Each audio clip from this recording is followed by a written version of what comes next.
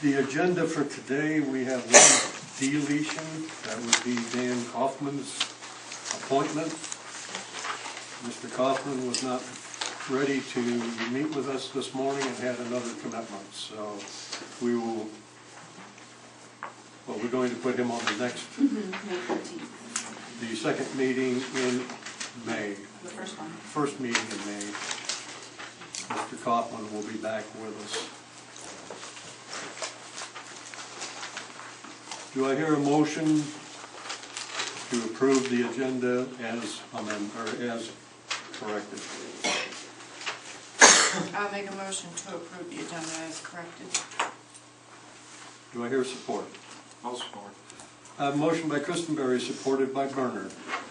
Any discussion? All in favor, say aye. Aye. Opposed, same sign. Motion passed. On the consent agenda, we have a couple of, one change, I believe, and that is in our claims and audit. We deleted a $200 request from the Child Services. We would like to add that $200 back into the claims and accounts. And that is to McGregor Athletic. What that is a reward for some of the Child Services participants when they're found to be doing good things in the community. Officers, or I guess most any of the officials, can give one of these certificates to these young people in as a reward for good service. And then they can go to the McGregor Athletic facility and utilize that certificate. McGregor gave us 200 to start with a year ago in the county, and they were used up. Now they're at a little bit of a financial problem, so they won't be giving us any more free to use. That's why we're going to be paying for them. We feel it's a good investment in the youth of this community. So with that addition to the claims and audit portion, do I hear a motion, or are there any items that you would like to remove from the consent agenda? I'd like to pull item 7. All right, we will remove item 7 from the consent agenda.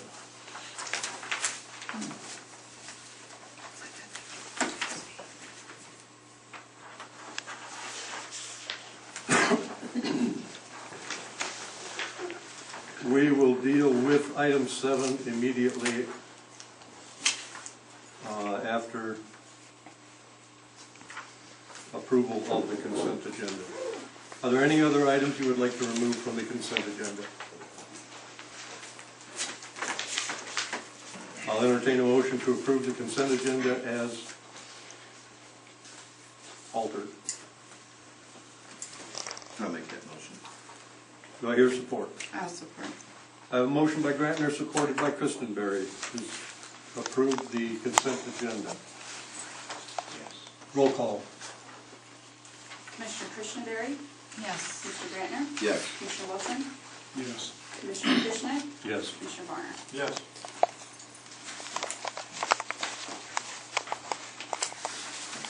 All right, the item that was removed from the consent agenda was the Oscoda County Board of Commissioners bylaws and rules of procedure and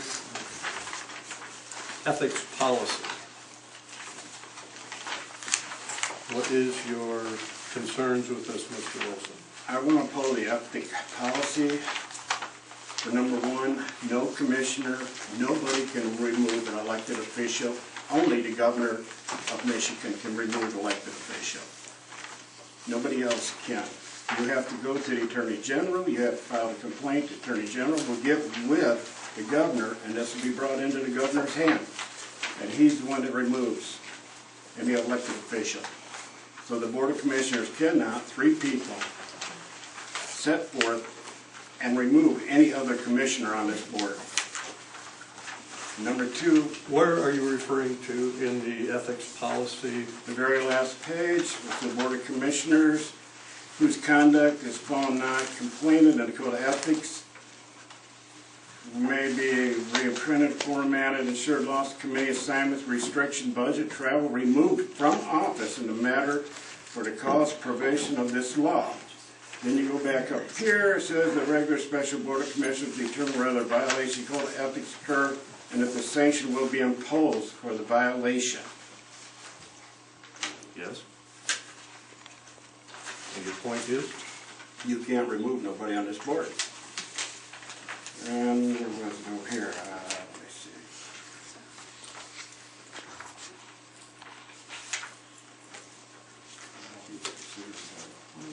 Yes. Commissioner.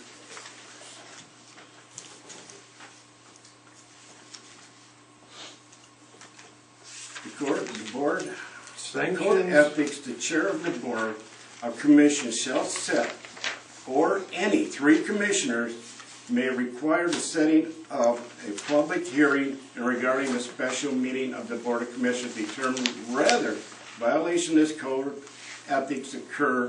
If so, the sanction will impose for the violation.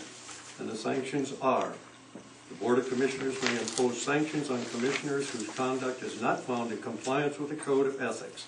Sanctions may include reprimand, formal censure, loss of committee assignment, restrictions on budget or travel, and removal from office in the manner for the causes provided by law, which is the removal or by special election, or removal by the governor. I believe the governor relates to the library board, not necessarily to this one. Great Attorney General, the governor has to work. And also this violates the freedom of speech when you start reading all this, that we can't say nothing, we can't do nothing. This board has been in violation of this code of ethics more than once with several members. And if you're going to start bringing this, you're going to start opening up a can of worms. Anyone else have a comment on this? Oh, on that sentence, I don't believe it means we're gonna remove them. I think when that last sentence, or the last, I don't know, 8 or 9 words, where it says, and removal from office in the manner and for causes provided by the law, I think that would mean we would just follow the law. I mean, we wouldn't be doing it. Where's the law in here? And that there's no copy of the law in here. If you're going to do this, and what lawyer drawed this up? Who's the lawyer that drawed this up? Has this been sent to the prosecuting attorney to be looked over? Ron Kendrick and Finkbinder are the ones that drew this ethics policy up. Ellen Crane is the attorney that drew it up. I'm going to need a copy of the original with their names on it. Send Attorney General's office The original of what? of this ethics code. You have it. There's no names on here. There's no letterheads. There's nothing on this. This is just a bunch of paper that's put together. It has no authority, it has no signatures, no nothing. It will when we get done. You're gonna vote on something with nothing there? Something with nothing. Yeah. Yeah. I'm afraid I don't understand your question. Well, I guess we could have Christie look at it, and we could have Ellen put her name on it, and whatever law that is, that, I'd like to have another attorney look at it. well, that would be our prosecuting attorney. Is that the recommendation of this board, to give this to the prosecuting attorney to review? That's what Judge Root suggested to me. I'll second Mark's motion to give this to. You didn't make a motion. I'll make a motion if this goes to the prosecuting attorney to be looked over. I have no problem with it. Like I said, I just You're understood supporting that. his motion? Well, I understood the sentence about the removal of office and, you know, that we would follow the law. If you want to put a law number in there, I guess we could. And, you know, I don't see any harm in letting Christie look at it. Christie. I mean, Cassie. I'm sorry, prosecuting attorney. I don't see why we should have to have Ms. Braun sign her name to it. I have a motion by Wilson, supported by Grantner. Any further discussion? Let's have a roll call on that. So the motion is to send the ethics policy to The our ethics county only. Yes. prosecutor.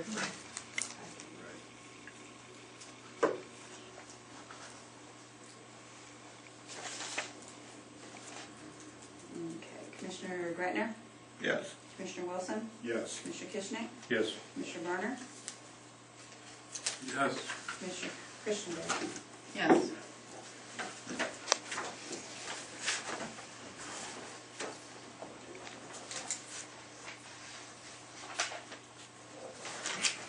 I will make an announcement this morning that any presenter under our appointment section or anyone that speaks before this group may request that it not be videotaped. You cannot request that it be eliminated from the verbal, but you can request not to be videotaped. So keep that in mind when you step to the podium or raise to speak to this group.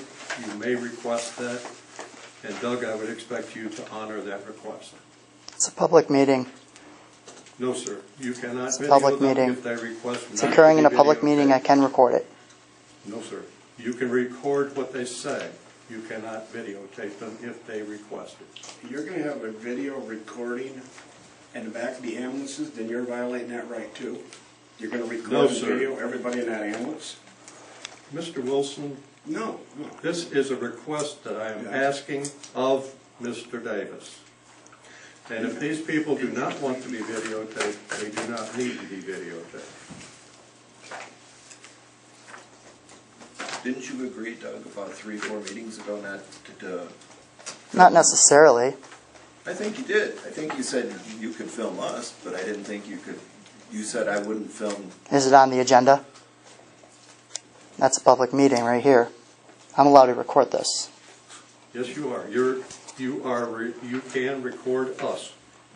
The only thing that you Yes, guys can Sandy, prevent me you from have a doing, request? You are right, because if you remember, I didn't want you to videotape me, right, and you said, okay. So and I've we- kept you off camera every time since then. I know, but you are right. I mean, if an individual does not want to be, and I don't like to be, okay, I'll just hold the camera front and won't put you on video. you know, so That's I what mean. we're asking you to do, Doug. Okay. Thank you.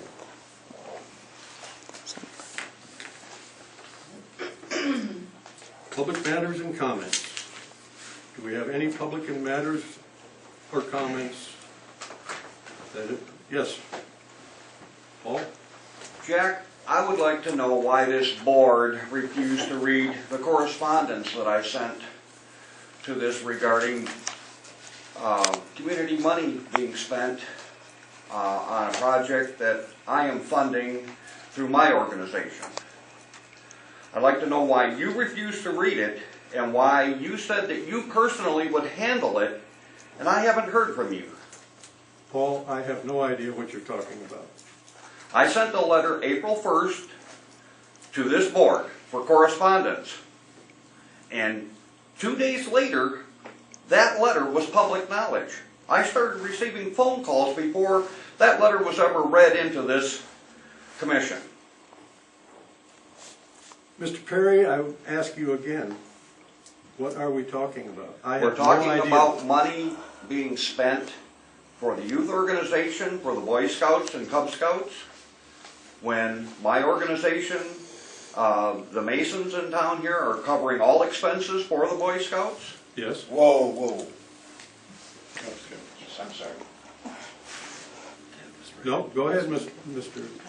Well, I'd like to know why the letter was not received or read into the minutes. It was under the consent agenda, wasn't it? It was in our packet. It was an FYI, and I wasn't aware that you expected a reply to that. We did take that up with our youth board, and I believe the situation was corrected. I didn't realize you wanted board action on that issue. Well, I heard nothing about it, and I was told by members that were in here at the meeting that you refused to read it. That's only my concern. I did not refuse to do anything. We were given it as a FYI. And an I have 4 in my packet right now. Okay. If you want me to read all 4 of those, you're welcome to hear them. But to I my just wanted knowledge, an explanation, that's all I want. I was not, I quite honestly didn't realize you expected an answer publicly. What I did do is take it up with our youth board. If there was a mistake made, we'd apologize. Okay. Because I've heard from nobody, not the youth board, nobody. It was So my I'm in the understanding dark. it had been taken care of at that level. Okay. Ron, you had something to say? Yes, I did, about that. Sandy brought it up to the board here and asked for, she was asking for $5,000 for help. And the board was not quite sure what to do. And I stood up and I says, I volunteered, the VFW would help her out, and we went around and I helped her make phone calls to the different organizations to get her the money, enough money for the youth organization. It never came back to the board. So, if anybody gets a blame for not anything, it's me. But don't stand up there and say the Masons are the only ones that are flipping the bill for this, because there are I did other not say organizations. that. I said we are Thank you, Ron. sponsoring the Boy Scouts. Thank you, Paul, and we do appreciate your support of the Boy Scout program. Thank Yes, you. Sandy. Maybe I can clarify this. At that meeting, and Randy Booth was supposed to have talked to you and Mike Smith, so he said he did, so I thought that was cleared up. At one of the meetings we had there, and I believe you were there, the Boy Scouts requested money right then and there to pay for some of the kids to get them started right away. Right. So they said that it was okay and that you would reimburse the youth group. So we went ahead and did that. And it was later that I found out that you wanted the request to come before you. And so that's how that happened. And you did reimburse. And so any other requests now, Randy has written up a thing to present to you. Okay. Okay, so that's how that happened. Okay, because Okay. there's been very little correspondence between anybody. Okay, so he has got a thing written up, but that's how it happened because the scout said that we should go ahead and pay for it and that you were going to reimburse it. So that's what we did that night. Okay. And it was with the approval of the youth board there that, okay, so that's how that happened. Thank you, Sandy. Okay. Is that correct, what Yeah, your concerns were? that's satisfactory. Thank you, Paul. Yes. My concerns on this is I'm a little bit not remembering quite how this transpired as far as the initial request for funds. What was the dollar amount for the initial request for funds for the youth group? Dave, you're asking me to go from memory, and I don't want to do that. 15,016. Pardon me? $15,000. No. No, it wasn't that much. I was thinking it was $1,000. I think it was 1,500. 1,516. Okay, $1,500 request from the organization. And when I brought it up that there are other entities, there are other ways of finding this money, like the Boy Scouts working, finding odd jobs to buy their own uniforms, their own handbooks, that kind of thing. This gentleman stood up and said their organization has money for that project. Someone else said the same thing. And then 2 meetings later, the same request is buried in a consent agenda and passed for $1,500. When these organizations step up to the plate and fund this youth group, and then all of a sudden the same amount of money is spent out of the county coffers that was requested in the first place. I just take a little bit of offense to that being in the consent agenda, so nobody knew what was going on. And then it needs to be public information. And if the request for funds were satisfied by outside organizations, then what's the county putting money into it for anyway, at the same rate that it was asked for in the first place? That's where I'm coming from on this. Point well taken, David. Thank you. Any other public comment? Okay, we'll move right on. Chris Gerber, our Equalization Director, quarterly report.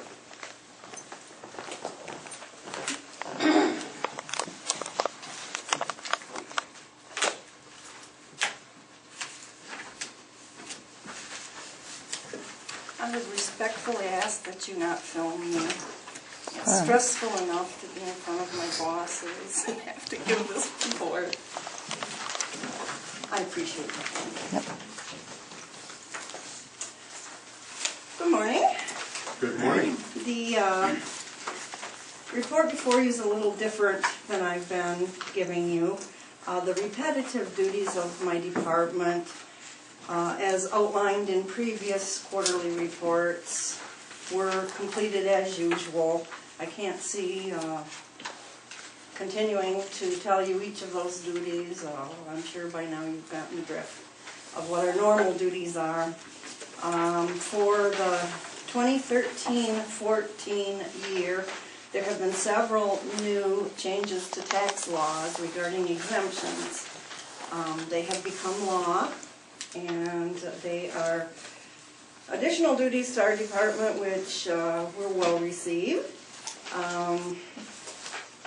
But it's change, continual change.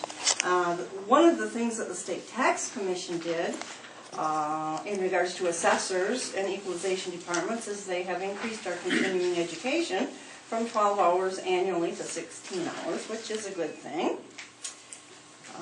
I now would like to go into I believe there's 4 different changes or adjustments in the laws regarding exemptions that are given out. And the first that became law was what we refer to as the veterans exemption. There previously this exemption was in place, but this passing of this law expanded the definitions and allowed more leeway for veterans to receive a totally exempt property tax bill. It's totally exempt in this county. If there were special assessments, they would have to pay those, but we have none. So this veterans exemption passed very late in 2013. It was in November, and by the time we had one board of review, the third week in December, I believe, and to ensure that these veterans didn't miss the filing deadline because it was so close to winter tax bill, the law was expanded to allow for 2014 only. If they missed the 2013 year, the July Board of Review for this year only can go back and grant them 2013. So that would be a cash payment to them. And then for the current year, we have March, July, and December Boards of Review, which I believe will be the standard for years to come. So there's adequate time for them to still get in if they feel that they've missed anything. And where they've expanded it is you not only have to be honorably discharged and have a service-related disability of a certain percentage, they've loosened up the criterion on if you are deemed unemployable by the Veterans Association. And to get this exemption, you have to have a notification from the veterans stating your disability and all of these conditions. And where we're seeing, we have 19 of those countywide that have filed. The predominant issue was Agent Orange or something similar to that, which deems them unemployable. They have different situations than persons in the past. So that was the major change there. And then there was a change on the personal residence exemptions. That was started in 1994, and everyone can claim it in the state of Michigan on their primary residence.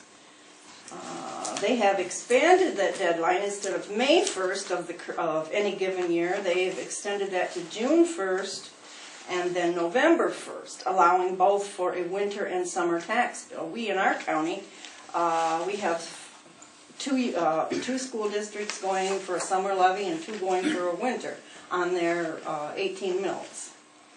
So we have to allow for both of those bills, and so they've expanded that date. And then we have what's referred to as an affinity exemption, which made a lot of people happy. And what that says is that this type of a transaction is not a transfer where it would become uncapped and create more taxes for whoever is, in this case it's usually an inheritance or something of that nature. And it must be transferred to a first degree blood relative, which the first footnote I have given, you have to share 50% or more of the same genes, and it gives you examples: spouse, father, mother, son, daughter, including adopted children, etc. So that's new. Personal property exemption. This is something where I feel they put the cart before the horse.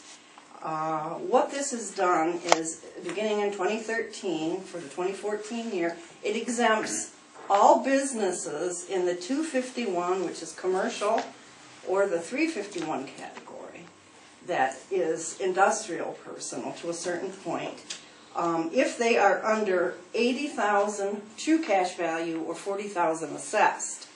That person does not have to file a tax anymore. They are exempt. And what this is giving is the small businesses a chance not to have to pay that, while allowing the bigger taxpayers like Michigan and Delta Oil and this type of thing to continue paying. Now, the problem with this is we've had to do a lot of changes, which is not the problem, but the problem is we've done this as per the State Tax Commission's request, but the people will vote on whether they want this or not in August. So if the people in the state of Michigan decide that this is a good thing and we want to alleviate that extra burden on these small taxpayers, and that vote goes through, then this will continue on. If not, nobody has really thought of that. They're assuming, I think in Lansing, that it's just going to pass. What happens if it doesn't, I guess we'll wait for direction from them and undo what we've done. But we don't argue with the state, so we take what they give us and try to make it work. The last thing that I have is omitted property petitions, which were filed in 2013 by myself on oil and gas wells located in a unit within our county. There were 41 wells found not to be on the tax roll in this particular unit, and they were set for hearing April 8th. Those were postponed, which is, I believe, another good thing because they're still working on this. The issue of postponement was who is the legal taxpayer. This was a case of where it was owned, when the permits were taken out, I believe in 2012 or 2011 late, during that time period, they were taken out in the name of Delta Oil Company. Subsequent years have shown that some of the parcels are now in the name of Delta Energy Corporation, which a quick research on the internet, you Google it and you find those two companies have merged to Delta Operations.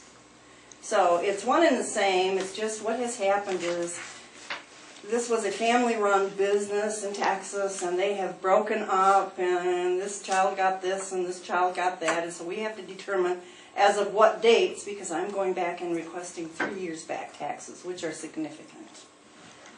So I'm glad that it's being postponed, not to do and undo something. At the same time, when I was at that meeting in Lansing on the 8th, it was brought before the chairman of the tax commission, who I could tell was not very happy about what was being presented to him, was that a couple of years when the state did a big push for us to get these all on the roll,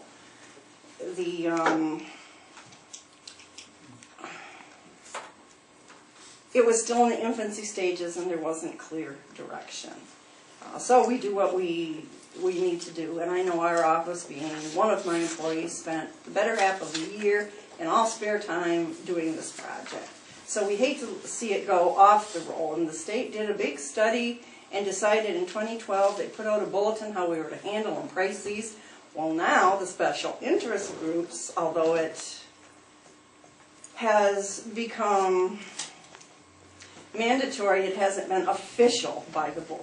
So they're getting requests from a special interest that relook at this, and maybe some of the cement casing that goes down into the piping and whatnot, you can excuse that from taxation. So they're trying to still get a smaller assessment.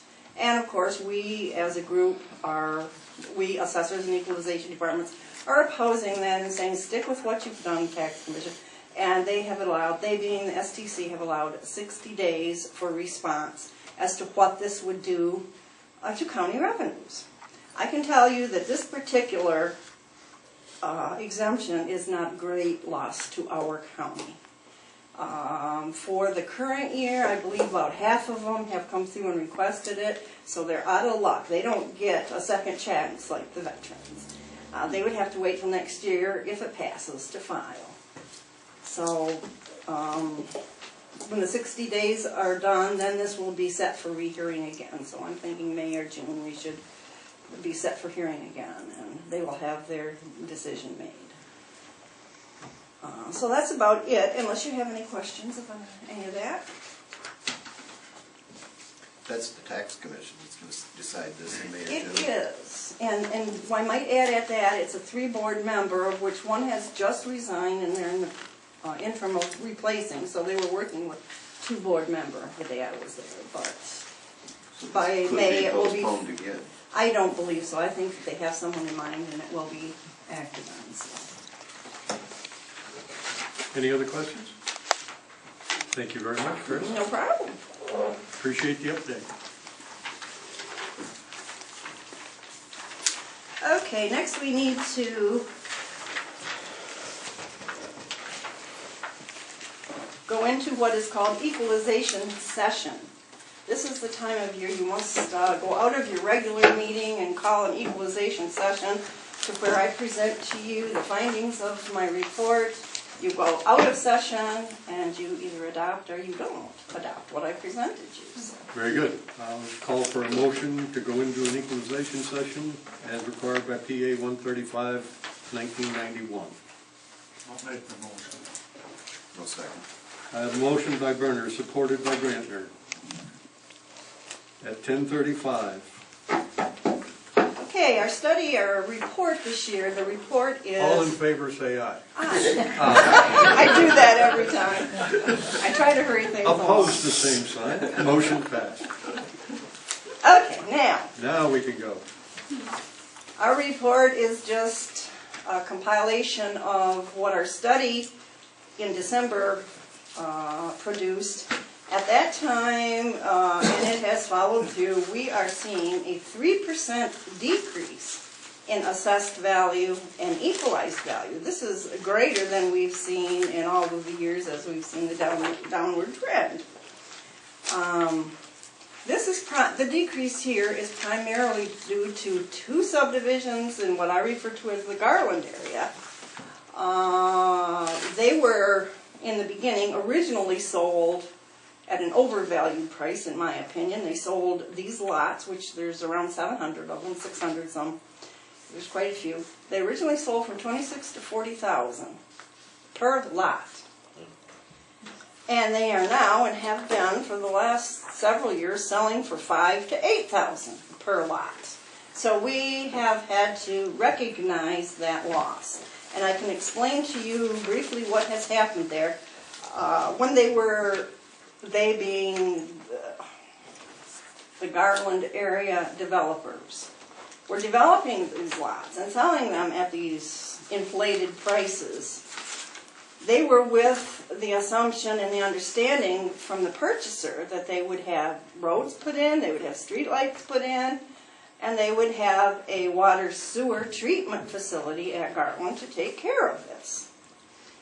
Subsequently, that did not happen. That whole project's been abandoned, and now these lots, in at least one of these subdivisions, there are 300 lots that are not large enough to have a well and a septic. And so they're kind of in limbo, and that has just drastically brought the, I mean, you can't really do a lot with it without a well and a septic. And they're being held up, I believe, at the township level because some of these developers have not followed through with what they had promised and what was in the purchase of those lots. So therefore, the lots are reducing in value. And it amounted to $13 million in assessed state equalized value. So it was a lot of money. We had fun while it was coming in. But as it's going out, it's not so great. Now, the preliminary figures for taxable value, which is our major concern, they will not be finalized until May, but I have some preliminary figures, and they're looking like a 1/3% decrease. So that's not great, but it could be a lot worse. But what that's telling us is we did have about close to 2% new construction that held that up. So we didn't see the 3% decrease. Now, the report that I gave you, is put together in a format that the state likes, and so we're going to go through it backwards. I believe there are 5 pages, and we're going to go to page 5. And I will quickly explain to you, it's pretty self-explanatory, but page 5 is what we refer to as tentative ratios and factors. Those are the rates that were produced from our annual study. They show the factors and the ratios by township and by class, and this is the starting base for the 2014 year. As you can see, we've got them from 4802 all the way up to 5113. So they kind of range. Some of the townships had to come down a little, some had to go up, but overall that wasn't too bad. If you go to page 4, it's a pretty blank looking sheet. That's what we like to see. The top half is the net difference that I'm bringing you today to equalize differently than assessed. There's nothing there. So I'm going to recommend to you that you equalize the same as the assessor's assessed. And at the bottom half of that sheet, it shows you all of the factors, and they are all 1. 2 years in a row, guys. I like that. Again, preliminary figures show we have no rollbacks again this year, so that's another plus. Now if you go to page 3,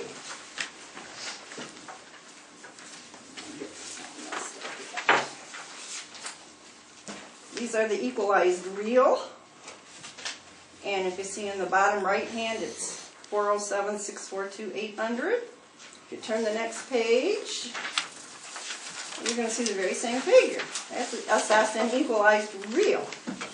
You turn to page 1, and it's going to give you the grand totals of both real and personal property. I want to touch back again on the personal that I forgot to point out that this personal property loss to the smaller assessments, we had about half of the people, as I said, apply for that exemption, and it will cost the county to your own 5-something mills $7,500 in tax dollars. So it's not significant in the budget. Even the total of all of them would be $15,000 or less. So it could be a lot worse. You're looking at Midland, and it's terrible to them when they've got Dow and everything in there. But so we've got pretty much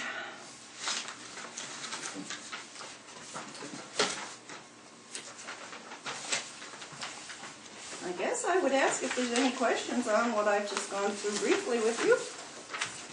Who took the beating on that, out there on those lots? Did those guys actually, did they file suit, or? Oh, good question. It is still in court. We have a couple of subdivisions, I believe, at least one, that's still in tribunal. Garland itself, the resort, is still in tribunal. They're appealing.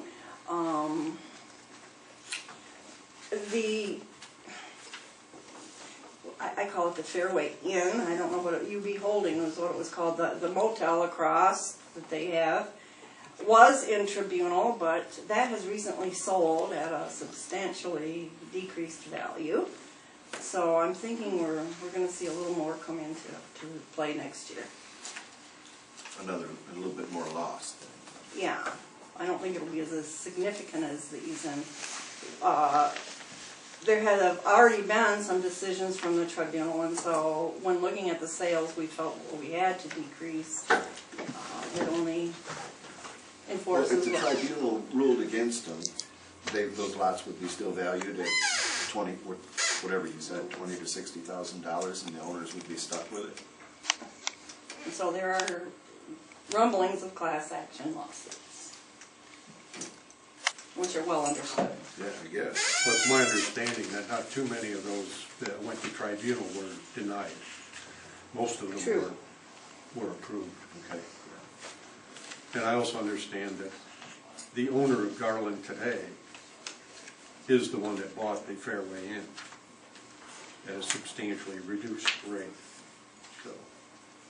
Well, I didn't have privy to that information. And a lot of what's going on out there is under a planned unit development, and that is part of the problem out there. And some of those lots, especially in some of Wood Ridge Estates, if everything works out correctly and the planned unit development is done away with, then the majority of those lots will be able to be developed. So we may be able to see some resurgence up in that Correct. area. They are in the process, I believe, of that particular subdivision. And that is where the lots were too small to put in a well and a septic, that they're talking of redistributing the size of those lots, going from 300 maybe to 280 lots, making them large enough for a well and a septic. I won't disagree with you, Chris, but I will say that the health department did come out and they said if in fact the subdivision was designed so that all of the wells were in the front of the property and all of the septics were in the back of the property, then in fact the lots are big enough to support both of them. support both. You can argue with me. It's because I don't purport to know everything. It changes. It's something that Greenwood Township has gone through, Okay. and we're probably, I'm going to say, at least 2 years away from coming to any kind of resolution on Yeah, that. I don't think it'll happen. A lot of what's going through right now is going to be affecting how the county collects their taxes. So. Okay, I'm any sorry other I questions? That's fine. Can you go over page 4 again and just Page explain 4. that a little bit? Well, explain it The to net me. difference? Yeah.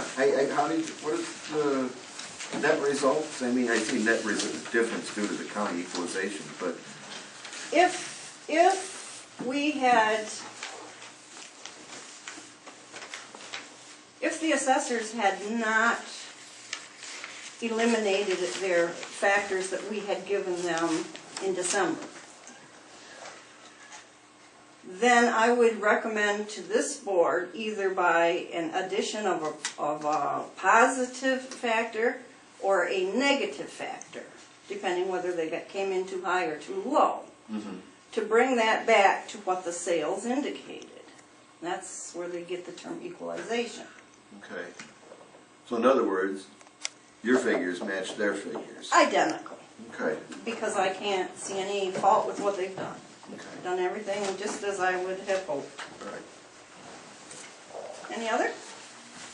Okay, I would at this time address this to the Honorable Board of Commissioners, that after careful review of the 2014 assessment rolls in the 6 townships in our county, I would recommend adoption of the equalization report.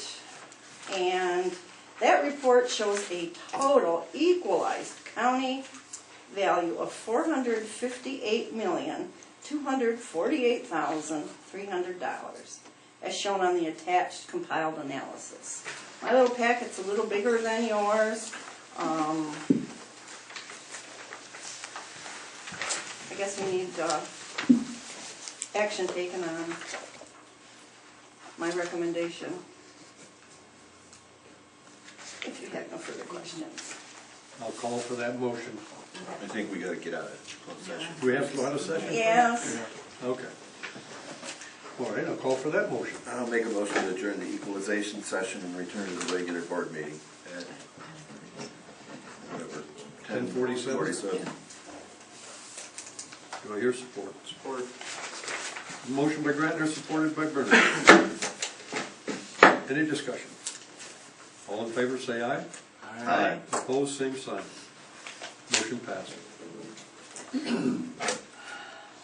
Okay, the only thing I have left is I'm going to drop these off. They're going to need signatures. No, we do need to pass your motion now. I thought you just did it. On your Oscoda County 2014 equalization report. I'll make a motion to accept the Oscoda County 2014 equalization report with the adoption of the total equalized value of $458,248,300 as presented by the Oscoda County Equalization Director, Chris Gerber. Second. Thank you, Chris. I have a motion by Grantner, supported by Wilson. Any Do we discussion? all have to sign it, or it's just Jack? Chair and Jerry. Okay. Those are the, Roll call. Commissioner Berner? Yes. Commissioner Christenberry? yes. Commissioner Greitner? Yes. Commissioner Wilson? Yes. Commissioner Kishner? Yes. And what you are signing are it's called a 4024. And that's the analysis of the 3 pages we just went over, or 5 pages. And there are forms that are called commissioner's warrants. We have different warrants that go through assessor's warrants, tax roll warrants. And they are by township and require both the chair and the clerk's signature. Thank you. Thank you, Chris. You sign them all? Thank you, Chris. Thank you. I'll get back. Oh, I gotta sign it all? Every single. Yeah, we'll get that later then. Bring them along. Here, she can have it. We'll put that up there.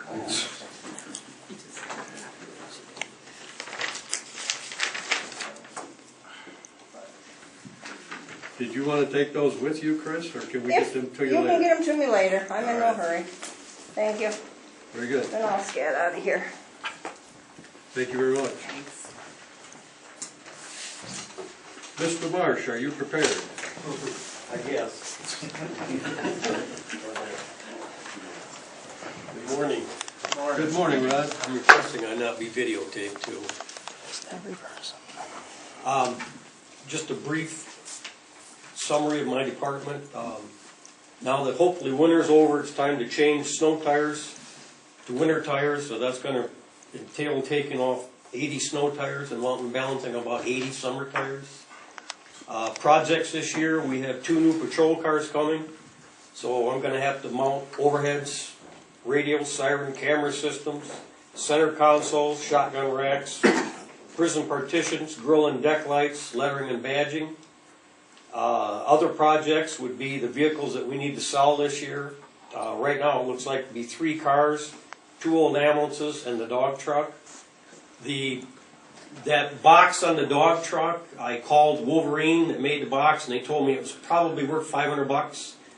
I don't have, the district that we're in doesn't have a website, but I have the number for the 2 district representatives, and I'm going to call them and see if they know anybody that might be interested in the box. If they're not, and we can't sell it, maybe we just leave it on the truck and sell it. I don't know what else to do with it. And other than that, my budget, which is right in line, I'm fine there, so. Questions?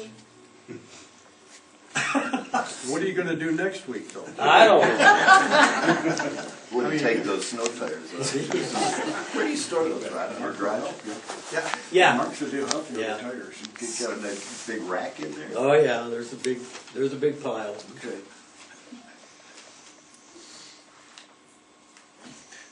Yeah, if you don't hear anything from Wolverine, that's what I would do, is just leave it down there. Sell it as is. Yeah. Yeah, he said it was worth at least 500. And if I can call them two people, maybe they, the only thing I can do, I mean, if there's nobody interested in it, then, How many animals does that hold? I'm sorry? How many animals does that hold? 1, 2, 3, Oh, 4, gosh. 6. Yeah, probably. Maybe somebody wants it for their dogs. Yeah, You know? maybe Somebody people that running dogs would be good. run hounds in that might, you never know, but just getting the word out there. But actually, it would be probably better as a unit than Yeah. individual. Yeah, I mean, that's a good truck. So Yeah. if you get the heater fixed and, Bumper. well, You had a little. I think the duct tape is still holding. No other questions? Thank you very much, Mr. Marsh. thank you. Have a great day. Start changing those tires. Don't pinch your fingers. No kind of case. Dr. Jenks, you're up next.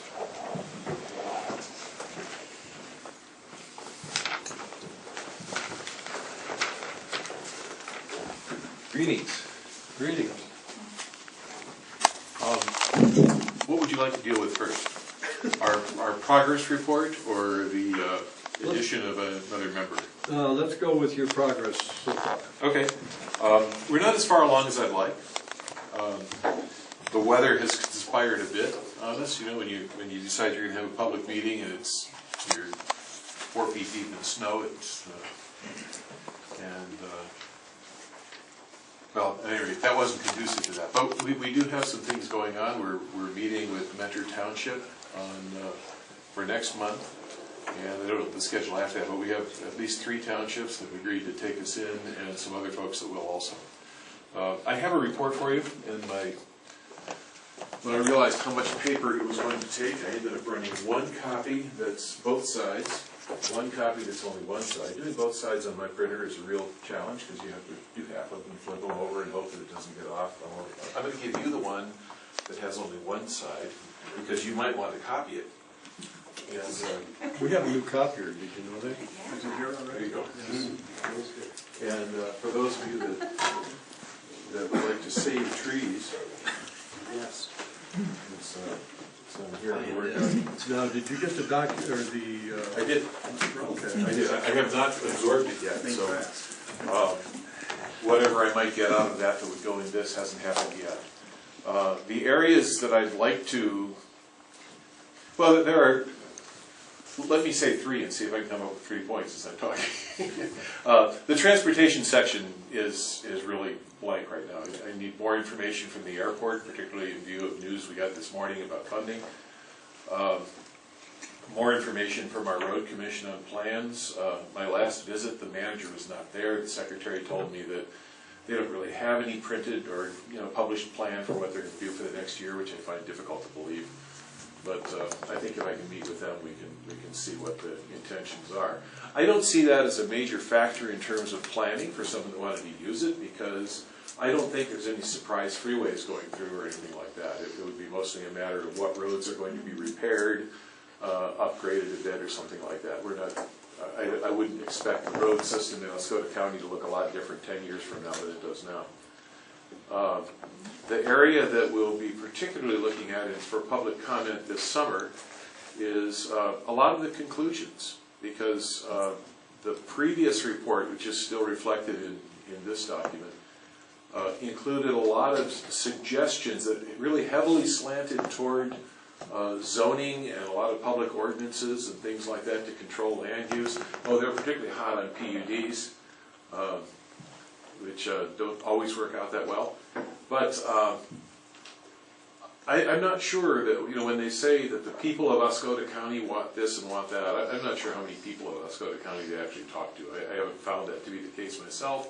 I want to see some more of the input coming through and have it more reflect really what we want in the county as opposed to what consultants recommend in the standard stuff. But for right now, you still see a lot of that other stuff. And then the other part of that is the conclusions. There's a lot of conclusions about future land use that say you should do this, you should do that. And that's the part where I want to do, this summer we'll be doing presentations and asking folks at the various townships, what do you think about this kind of agricultural use or that sort of thing. Some of them are good ideas, Some of them rely heavily on, as I say, planned developments, high-density stuff. That, the previous report really assumed that there was going to be an economic boom that would bring lots and lots of people to Oscoda County, and we'd be having, 10, 12,000 people here, and that kind of momentum just isn't here, frankly. In fact, I was just deep into some statistics yesterday. I believe we have less taxable land than for any county in the state. Our density. There might be one on the UP that's this is a little. But see, they have a lot of land. We have few people. Yeah. This is one of these bad news but bad news type things. We have very few people, but we don't have a lot of land either.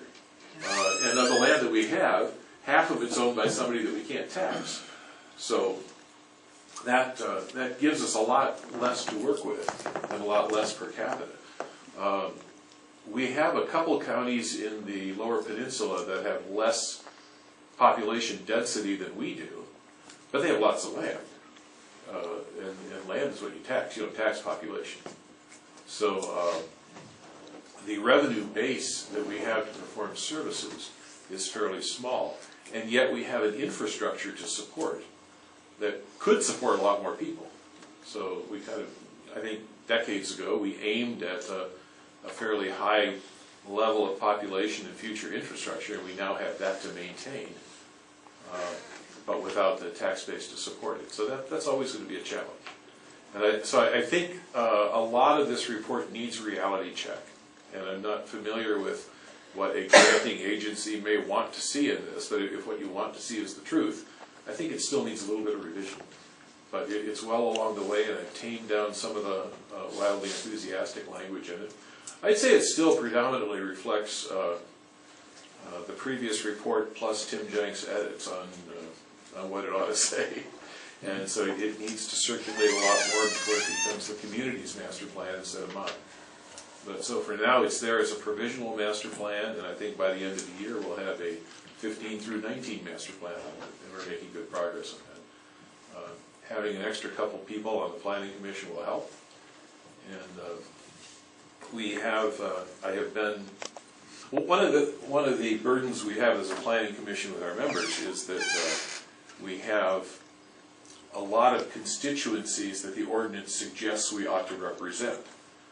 And so when we had 3 people saying, yeah, one should be from each township and one from each of the school boards and one from, you're coming up, you need 3 people with a real portfolio in each one in order to meet all those needs. So, it's a little easier with 5. And I'm having some talks with some folks, recruiting a person for that 5th seat, that I hope will represent a good constituency in the community as well, a significant constituency. So that's where we are. I think you're on the right track, Tim. I mean, you may not like to hear the truth. You haven't read it yet. Wait till you see it. Well, no, but I mean, just by what you're saying, I mean, I'd rather hear the truth than a bunch of wild exaggerations that will never come to fruit, Well, you do have to be realistic. I mean, at this point, saying that we're going to have 10,000 people living here in 2020 is just, it's not real. Have you talked to the superintendents of the schools yet? I have not. I think that might be, part of your, I think it was part of the, Yeah, when I read that thing. Yeah. But I don't think anybody ever really talked to them, did they, on that previous plan? But I think they would give you a good idea. That would be a good idea for census figures too. Sure. Because I know the schools, they're both declining in enrollment. Yep. Another avenue that you might want to pursue, and I did talk to Dave Urick at the DHS, and there was a minor interest there of working with you on this. Okay. If you know Dave. I don't. I'm sorry, Dave's his father, John Urick. Don't know John either, but if you forward me the contact information, I'll give him a call. Okay. Another department, another arm, because they're working with a lot of the community that we want to reach. We want their input. So, any other questions for Tim? I will note that personally, I don't see strong drive in the community towards centralized zoning. And a lot of the heavy-handed ordinances, you know, when there are statements in there that in surveys we find that people in Oscoda County want commercial development, but nothing that would affect the environment or this and that. I'm thinking, yeah, you haven't talked to enough people in Oscoda County. There are a lot of people desperate enough for a job that if, boy, I shouldn't say this on tape, but there are enough people desperate enough for a job that if you offer them money to dig a hole in the front yard and dump used oil down there, they'd probably do it. It's, you know, we're at a point. I hope you're wrong. I hope I'm wrong too. But the fact is, if you talk to enough people, I'm not sure that there's a really strong hyper-environmentalist thing that would cause us to restrict development. I think we're more in the condition of, okay, how can we do this and make it work? And if someone comes up with a new idea, well, let's talk about that. The other thing that's missing in here is a lot of technology. They say we don't want industry. You know, we don't want big industry moving in. Well, if the big industry was a call center or some sort of commercial operation that wasn't putting out black fumes of smoke, then I think we might be up for that. So they don't talk a lot about technology there. They say, well, you can't develop along here because we don't have major highways. There's a lot of industries you don't need major highways for now. And we need to talk about recruiting some of that. That's more of an EDC thing, and not my committee. Well, not my chairmanship at this point. So. Any other questions on this? All right, next order of business. You would like a motion to appoint Dolores Yoder? We would. Do you have a fourth member? Right. Dolores would be the fourth member. A fifth member now? So you don't have ties to We do not yet have a fifth member to offer. I'm working on one. Well, he's got a couple of suggestions to pursue. So Yep. I think that fifth member will be forthcoming. Yes. Fifth member. A fifth member, I'm sorry. Yes.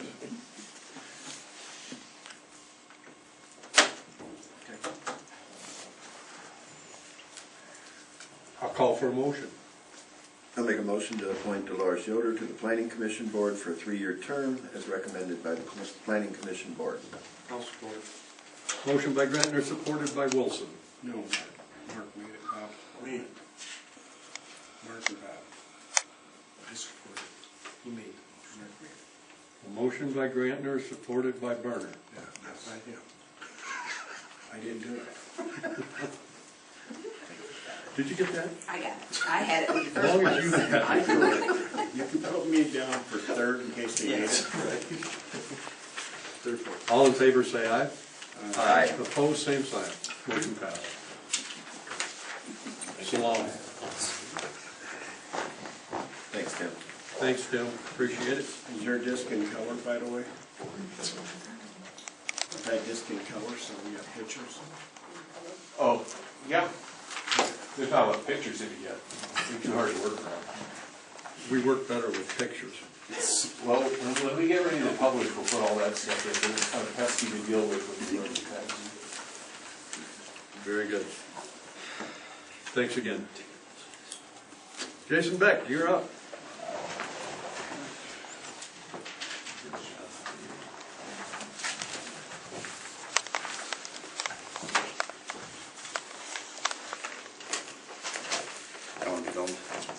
I have a point of order to address. I want him to be filmed. He is a county employee, he is a director, he has a village, and it is free speech amendment thing I'm concerned with. I want him to be filmed.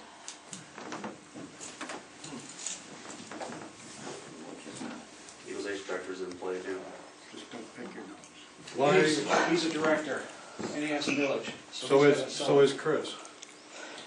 She doesn't have anything going on the ballot. I'm asking that he be filmed. For what reason? I just listed him, county employee, he is a director, he has a village coming up.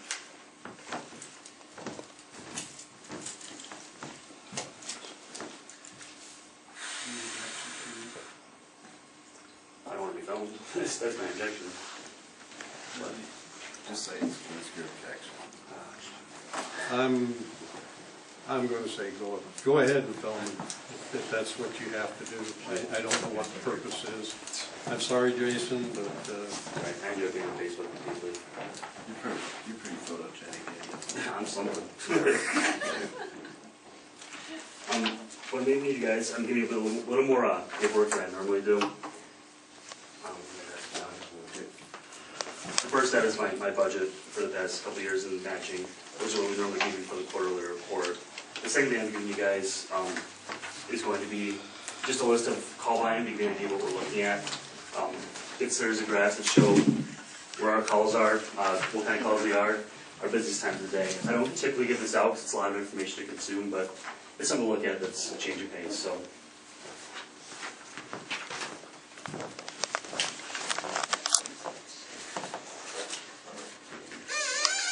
Now I'll try to speak slower too. If you go to the 2014, it's going to be on the second to last page of the budget handout. The 2014 numbers for billables, we have $233,551.35.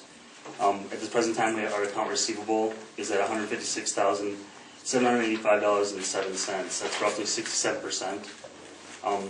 These numbers. I'm gonna ask you to slow down. What are you referring to here? 2014 numbers for the budget. back, second from last page. Second to last page. Okay, thank you. The first line, the first column is the billables. And so that's $233,551.35. The accounts receivable at this time is $156,785.07. That's roughly 67%, which puts us roughly below where we were last year at 69% for receivables. That number is going to be misleading, and the reason being is that Congress held up the Medicare payment, so we haven't received that yet. So our numbers still haven't fully come to what they're supposed to be. We don't know when it's coming. It'll be this month sometime, hopefully, and we don't know how much it's going to be. But once it comes in, that gives us a better assessment where we're at money-wise with what we've collected. There's a couple other things about these numbers that are going to be misleading as well. If you go to our collections and write-offs, or actually specifically write-offs, they're going to be falsely higher than they're supposed to be. And the reason why, we picked up 2 transfers that are frequent dialysis transfers. They're both Medicare patients, which means that Medicare pays this set rate, and our rate's up here. So we take what Medicare gives us, and that's it. That falsely inflates what our write-offs are going to be. We're still getting paid for them. We're getting paid at Medicare rates. Those started in March and April. Beyond that, the other thing too, and you don't have this in front of you, but you are aware of it, my percentages for my payouts for employees is higher, and that's also higher because of the transfers themselves, because we've increased our transfer revenue and increased our call volume. And that'll be adjusted, again, we have more money coming in when we get the checks from the government. So beyond that, I guess I don't have much else to report.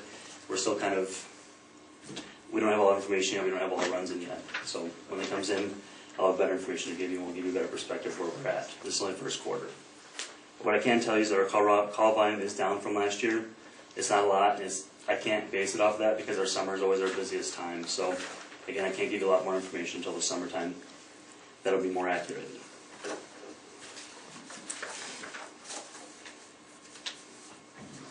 Do you guys have questions so far?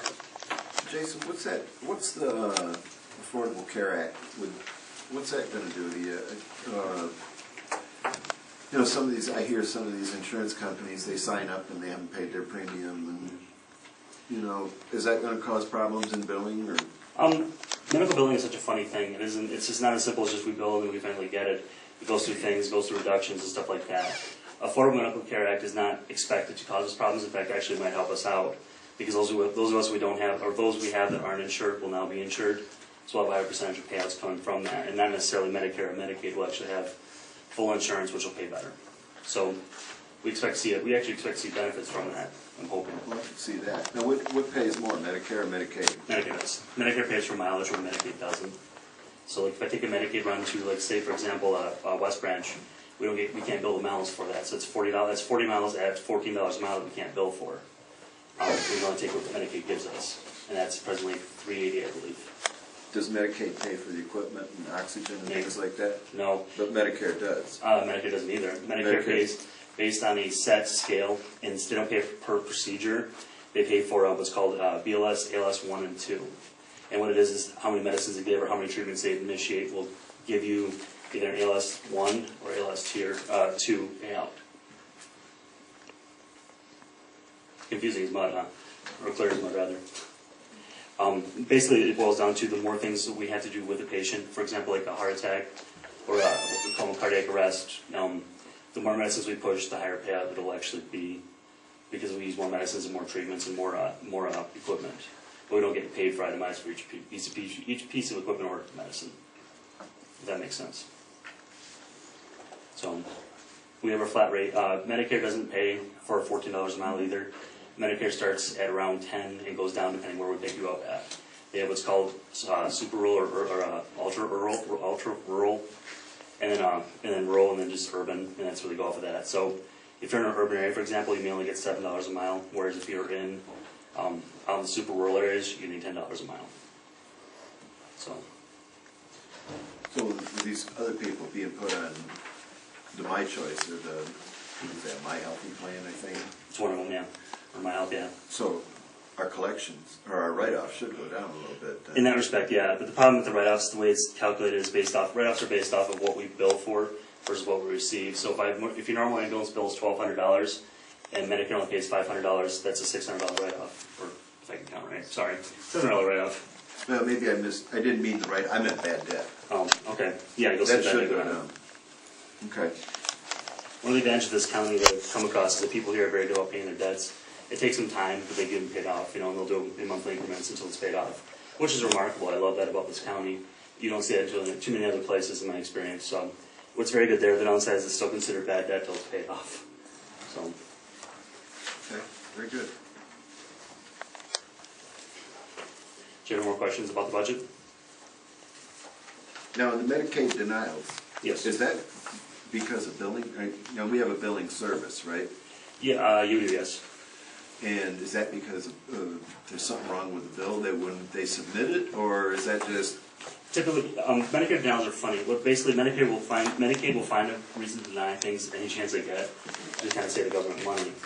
Medicaid denials can be anything from a bad report that's written to a not a valid reason for transporting. For example, if we have a patient or a resident that's at the hospital but they're fully ambulatory by wheelchair, it's not considered an ambulance run, we'll take them back to the county and then we eat the cost on that, because Medicaid won't pay it. Another instance, because we're doing more dialysis transfers, as we're doing that, we're going to see, if the paperwork's not done correctly the first time, you'll see the Medicaid denials go through. We can resubmit them, and we do, but it takes time. So, as I said, a lot of times these numbers are not entirely accurate. Well, I guess, is our Medicaid billing service operating to your satisfaction then? For the pay, yes. Okay. Yeah, they're doing the job accurately, and they're doing what they can, and they're working very well with us, and they're very good about getting things back to us promptly. One of the great advantages when we went to, and I think it was 2009, we went to electronic billing completely. That solved a lot of our problems, and our returns are much, much faster than they used to be.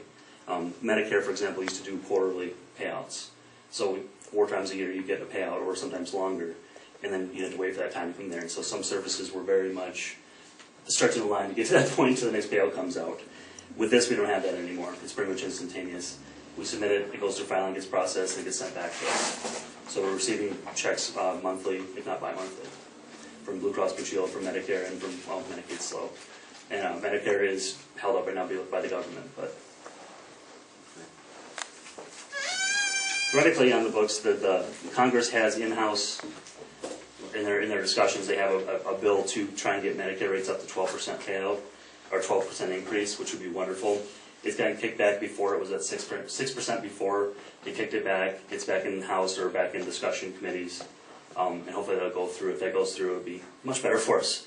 But no promises yet. So that's I guess about it.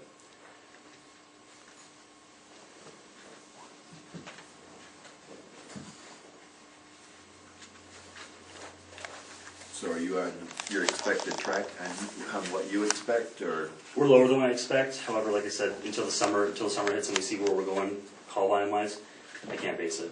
Okay. Based on this year, I mean, we're 2%. If you look at these numbers, we're 2% below where we should be for payouts, for collections, and we're call volume's lower than it was. However, this doesn't reflect your April, which we've had a lot more transfers, which will show up in the next quarter. So you'll see the payouts change and go increase, and you'll see more call volume in the next quarter. And didn't I hear you say transfers are basically your money makers thing, quote unquote? It is, yeah, unfortunately. Well, We're very, very lucky. We picked, like I said, we picked up 2 Dallas transfers that have been very well. And it's, I mean, with Dallas, you're looking at 3 days a week, 2 times, 1 there, 1 back. And they've been paying out, which I was very happy about. So that's helped us out substantially. You'll again see that. You can't see it here, but you will see it. So.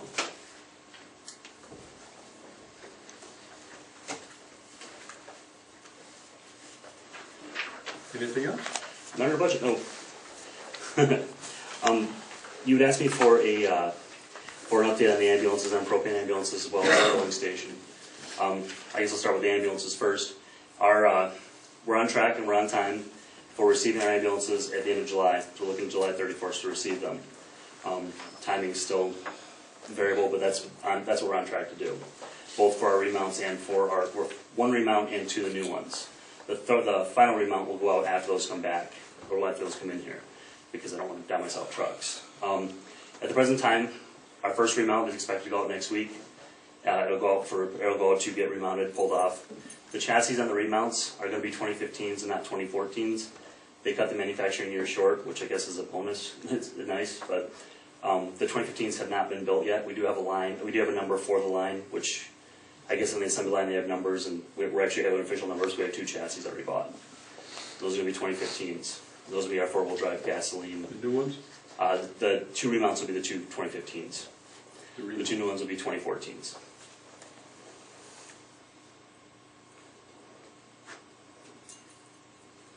You said July what? 31st, or the end of July specifically.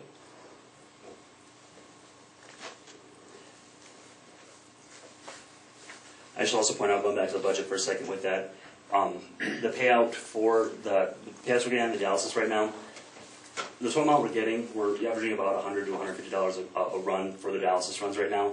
That'll go up substantially because our fuel costs will go down when we get the propane engines in place.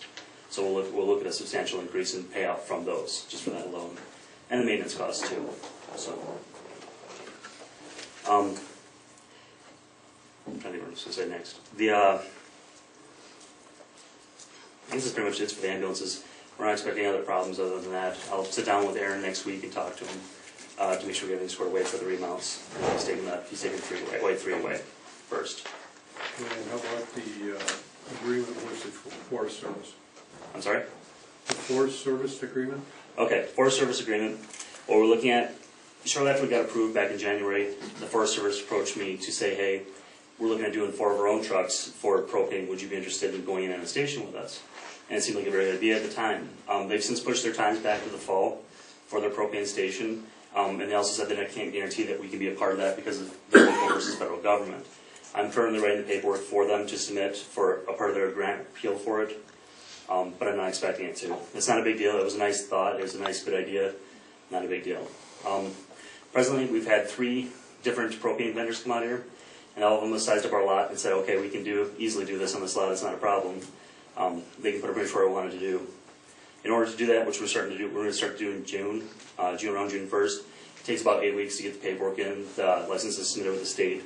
The DEQ is required to do a survey of the area and make sure there's no environmental issues.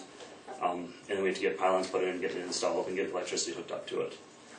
The alternative too was I was approached last week by Crystal Flash, who is the one who was spearheading the Forestry Service idea. Crystal Flash is looking very hard to try and get a fuel man type station here in town where you can go to the pump at a gas station and just put propane in that way. And they want to be able to make it available for everybody, for county trucks, for RVs coming through, and that kind of thing. And that's what they're trying to do. If they can get that done, that would be a better solution. I love that idea. So they will let me know as soon as they can find out more, and that's what they're looking at right now.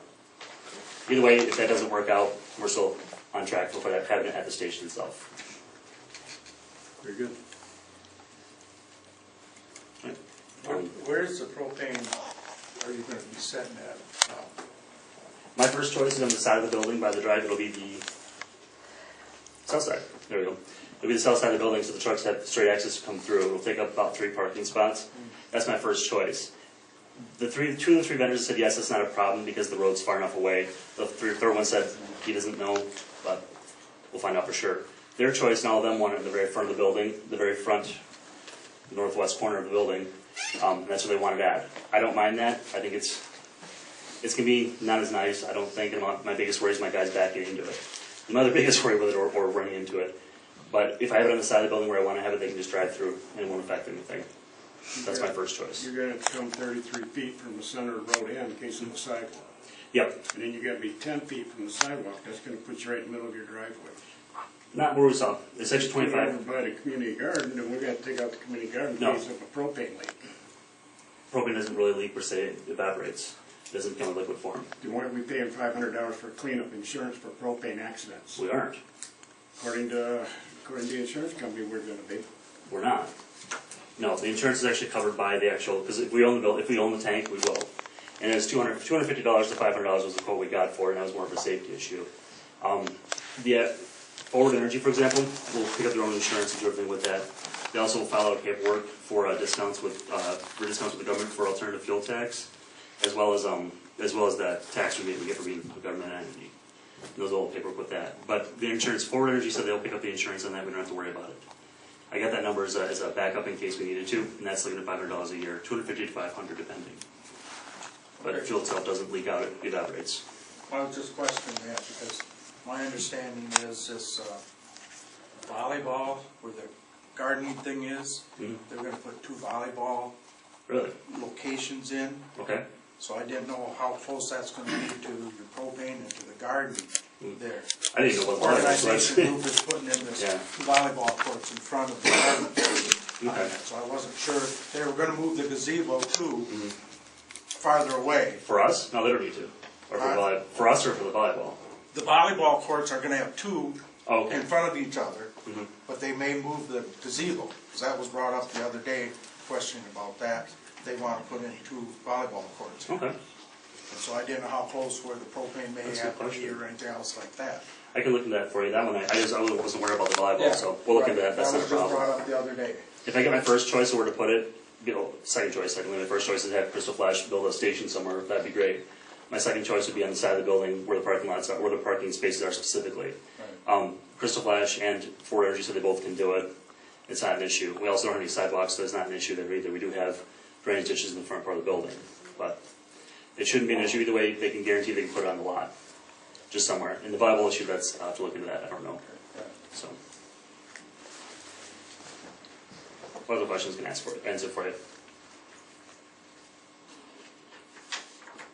No?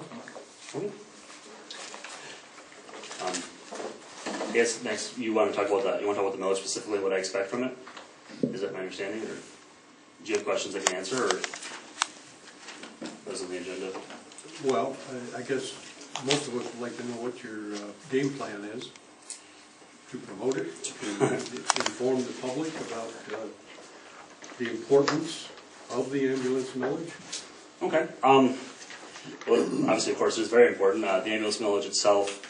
This year we did a combined millage, as you know, with it being the thought that we would have the equipment millage, which didn't pass in the last cycle, be merged together. That allowed us to actually have the ability to have more money available to us for either side if we were short on one side. The millage itself is 1 mil. It's not any more than we've paid before, prior to when we had both millages running, so there's no change there. This kind of allows us a little more autonomy to work with. As far as what I'm going to do, May 2nd, we actually, and I was going to bring this up with open to the public. May 2nd, we're going to do, or I'm sorry, correction, May 3rd, which is a Saturday, we're going to do an open community CPR at the high school. It'll be in the paper here shortly if it's not already.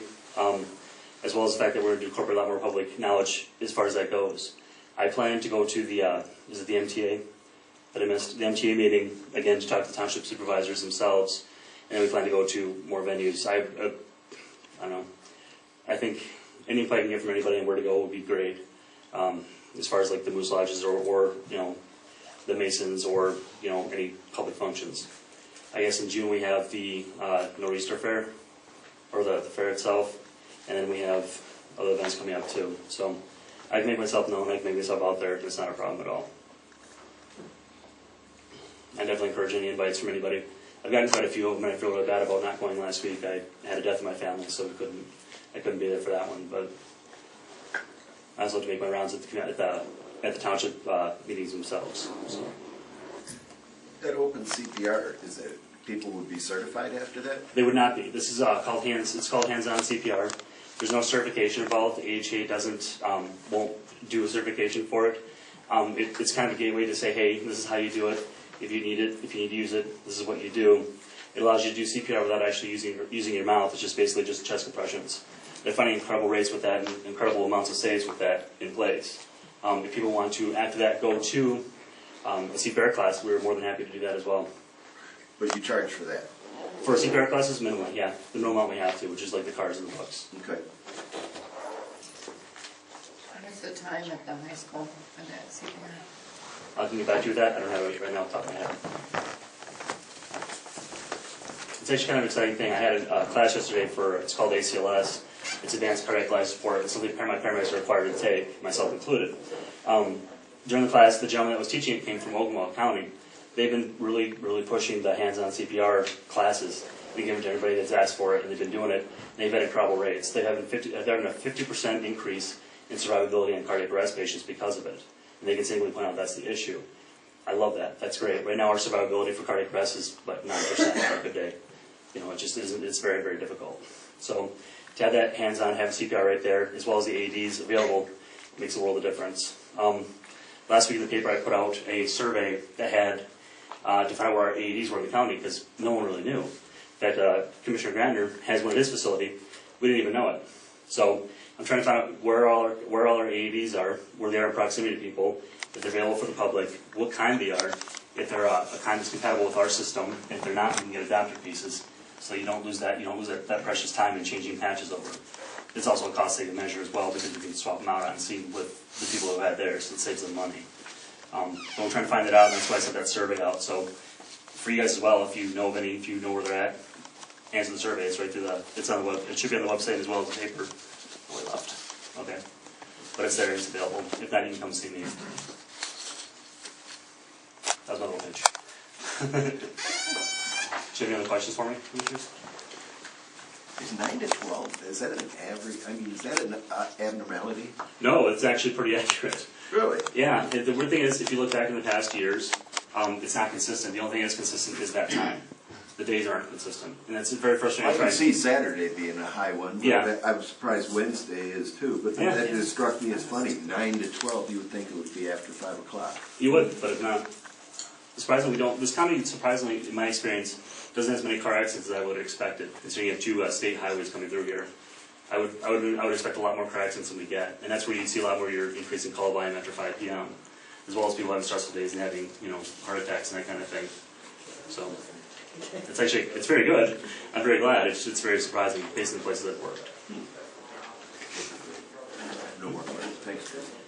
Any other questions? Thank you very much. Thank you very much. Appreciate it.